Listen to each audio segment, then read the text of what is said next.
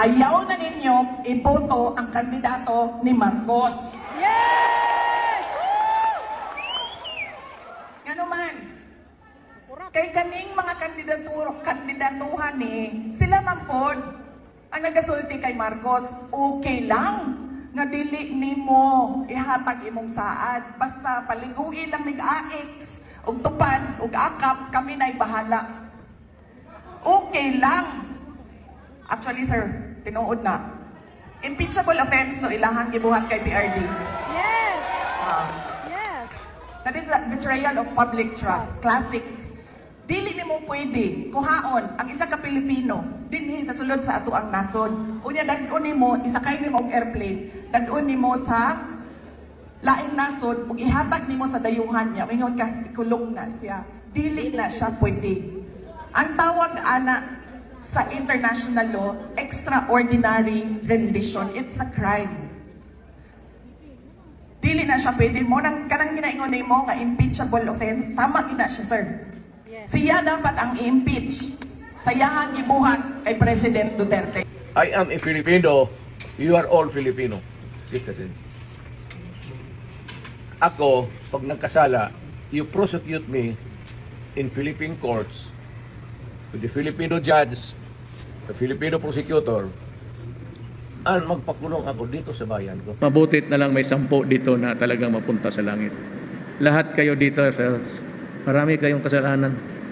Kung anong pinagawa ninyo sa buhay ninyo. Impierno kayo. Magkita-kita tayo doon. At huwag kayong matakot, sinasabi ko. Kung mapunta tayo sa impierno, marami tayo. At maraming magagandang, saan na pala nakapunta yung magaganda? Akala mo punta yan sa langit?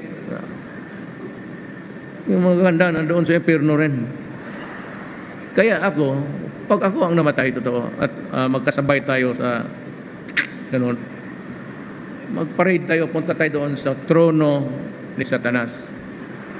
Ang gawin ko sa harap ninyo, sampalin ko yung putang inang Satanas na yan at putulin ko yung ano niya, yung ikog, yung buntot niya, gawain natin balbakuwa, sabayan natin ng inom doon.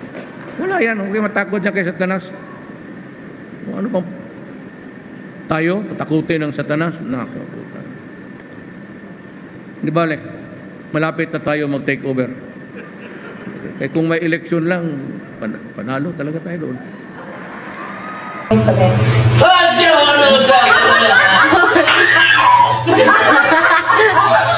Ako nga, una ako doon na si Duterte o boto na. Butar na using malimtan mo. Unsa? Ako kang ginan pagbutar na ito, pag presidential election po daga ni Duterte, ako ang giingnan kay na naman ko'y guide kay tungkol sa kong katigulang. Una hagyo na si presidente kong pagbutar nan kay masig malimta na. Kaya kung Duterte, kung nako mo yun. Una, wala lang sila maglantaw sa katiguang dito Duterte.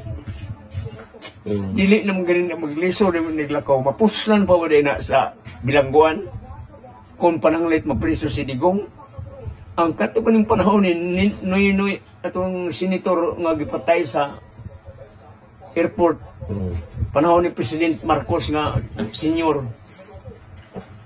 Sobra na sila 70 edad, nagkasakit-sakit na. Gibuhian magani gi-release tungod sa humanitarian consideration. Si Duterte nga daghan kay nahimo sa Pilipinas na ay ang niya libre, daghan pa kaayong nahimo ni Digong.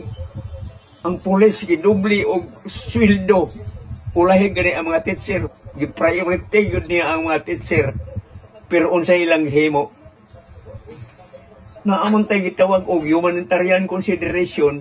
Gilantaw na lang unta ang iyang ipang papatay, mga kriminal man to. Unsa di gusto sa tong balao di ay ang kriminal labanan? At natong kaning nasod karon nagtalamak na ang droga, grabe na. Relax lang. Relax lang ta. Kaya makagawas na din.